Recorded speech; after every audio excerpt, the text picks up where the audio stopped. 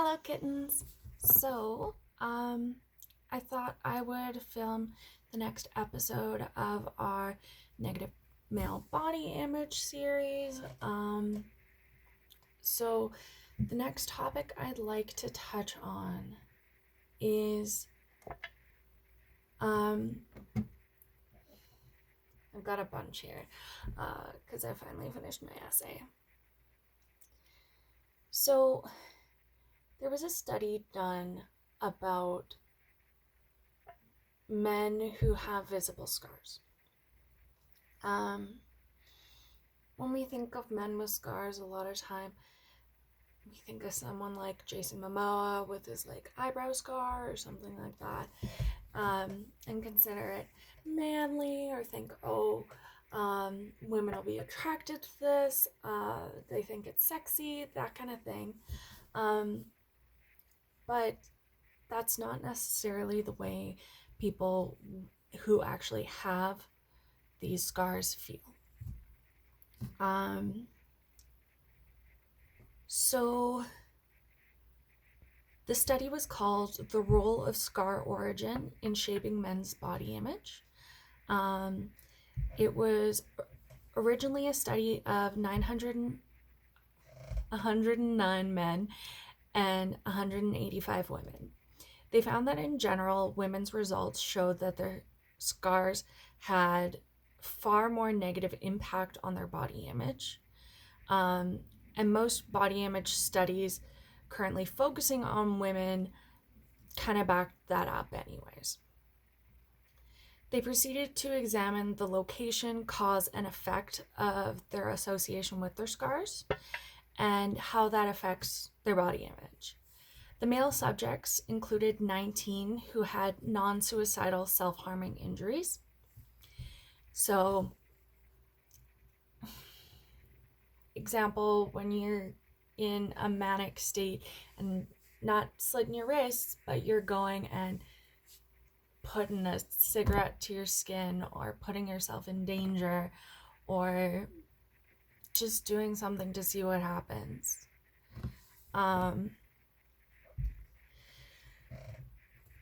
Of the female sampling, that included a whopping 96 women with these type of scars. These results showed a direct correlation with the subjects who had borderline personality disorder. Up to 90% of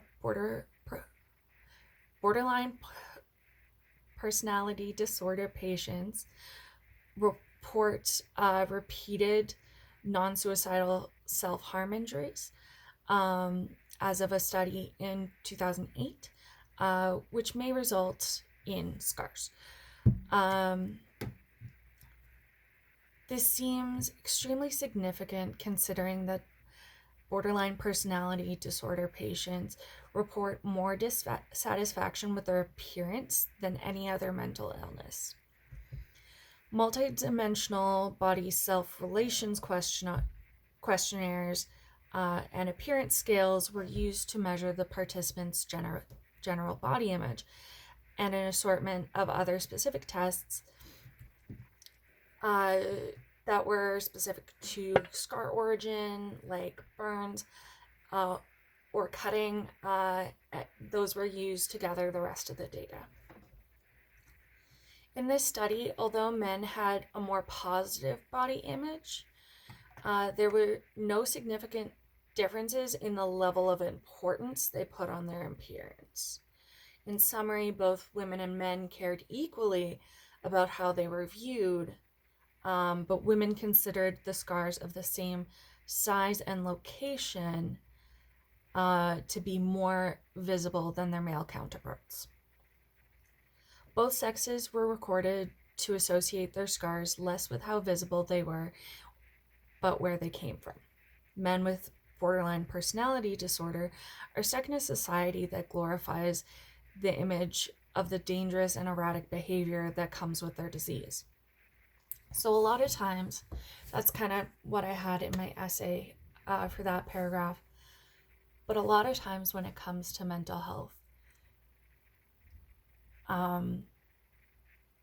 clearly I'm not borderline personality disorder, but as someone with bipolar disorder, there's a lot of stigma against taking your meds in the first place. There's a glorification of mania. And in this case, for these men and women, or for these men, there is a glorification aesthetically put on their injuries. So, unlike the women who kind of wanted to cover it up more and that kind of thing, men found that their scars were more acceptable than women did, even though they both cared just as much what people thought of them and how they were portrayed. So when it comes down to any sort of mental illness, I think they're an afterthought when we think about these kind of things. The toxic masculinity that comes with scars and manliness and walking away from explosions are genuinely not good for our society, not just for those with mental health disorders, but for men in general. That shouldn't be our standard of masculinity. It shouldn't be put yourself in harm, put yourself in danger's way. It's not always the male's responsibility to be protecting and caring for and going and doing erratic things for the support or care of their partners, or even their families. There are so many solutions that are feminized. So thinking things through, having a solid plan, patience, long-term solutions tend to come with a bit of a feminine aspect to them, because women are considered a little bit more passive and they're not always considered the most intelligent and stuff when it comes to action movies and stuff like that. But women are very rarely the characters that are going in guns blazing. And I think this is a real importance when it comes to getting rid of masculinity that's over the top and unhealthy.